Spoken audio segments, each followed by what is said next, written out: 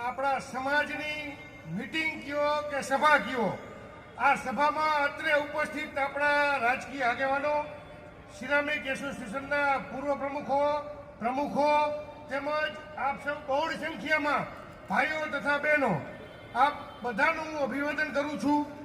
મિત્રો, એક ટૂંકી વાત કરી દઉં. મનોજભાઈ એરવડિયા જે સિરામિક એસોસિએશનના પ્રમુખ, ઊભા થાવ તો મનોજભાઈ, ઊભા થાવ. હરેશભાઈ બોપલિયા પ્રમુખ, ઊભા થાવ. નિલેશભાઈ જેતપુરિયા.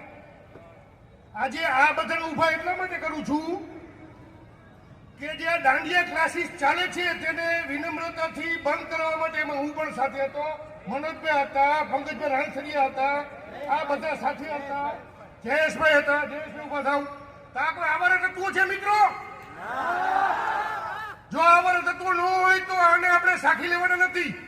કોઈ પણ સંજોગે આ દાંડિયા ક્લાસ બંધ થવા જોઈએ. અને બીજું, આપણે ભાઈઓ તથા બહેનો, આપણા દીકરી દીકરાઓ દરેકે સમજવાની જરૂર છે. ભાઈ ક્લાસ શું કામ, શેના માટે શીખવા જવાનું? 3 તાલી નથી આવડતી? તો આવા ખોટા તમે ભાઈ પશ્ચિમી સંસ્કૃતિના ક્લાસ નો કહેવાય, ડિસ્કો કહેવાય.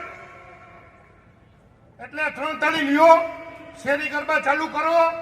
બાકી આ ક્લાસ કરવામાં કેવડા દૂષણ હે. મનોજભાઈ વાત કરી, ડીડીએ વાત કરી, કાંતિભાઈ વાત કરી, દુર્લભજીભાઈ વાત કરી, બધા આગેવાનોએ વાત કરી. એટલામાં આપણે સમજી જવાનું હોય આ દૂષણ આપણા સમાજમાં બહુ જ ઊંડું ઉતરી ગયું છે, કેન્સર જેવું છે. એ ક્લાસ બંધ કરવા અમારે ન જવાનું હોય, આપણે સમજવાનું હોય. ગયા વર્ષે એક અનુભવ અમને થયો હતો. કાંતિભાઈ વાત કરી, ઝાડવે બાંધીને માર્યો હતો એને. એટલામાં તમે સમજી જાઓ કે આ દૂષણ કેટલું આપણા સમાજમાં. એક જ આજે ટુ ધી પોઈન્ટ હતો કે દાંડિયા ક્લાસીસ બંધ કરાવવા. તો શા માટે કરાવવા? કે આપણા સમાજનું મોટું દૂષણ છે. એટલે આટલામાં દરેક વાલીઓ અને આપણા ભાઈઓ બહેનો, દીકરા દીકરીઓ, આટલામાં સમજી જાઓ તમે કે આ મોટામાં મોટું દૂષણ છે. કેટલા દીકરા દીકરી, આપણા દીકરીઓ ભાગી ગઈ ગયા વર્ષે. મનોજભાઈને ખબર છે, એની પાસે ફિગર છે. તો આબરૂ બચાવવા માટે ભાઈ રૂપિયા બનશે, આબરૂ બીજી વાર નહીં. તમે એક વખત તમારી આબરૂ ગઈ તો પાછી નહીં આવે. એટલામાં તમે સમજી જાઓ મિત્રો. એટલે દાંડિયા ક્લાસીસ જે ચાલે એમાં લુખા આવારા તત્વો જો આપણા સમાજના આગેવાનોને છીએ તો કોઈ સંજોગે ચલાવી લેવાય નહીં. એટલે મહેરબાની કરીને જે લોકો મોકલતા હોય એના દીકરા દીકરીને, એને ન મોકલતા. દીકરા દીકરીઓ તમે સમજી જાજો.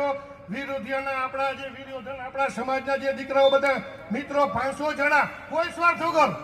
શા માટે બધા સાથે એવા આગેવાનો સાથે? તો સમાજનું કંઈક એને પેટમાં દાજી હે મિત્રો. એટલે આપણે સમજવાની જરૂર.